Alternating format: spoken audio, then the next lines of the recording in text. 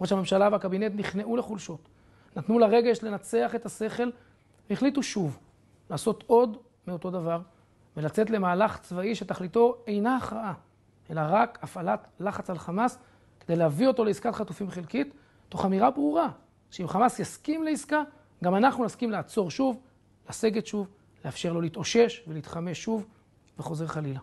ככה לא מכריעים, ככה לא מחזירים חטופים, ככה לא מנצחים מלחמה.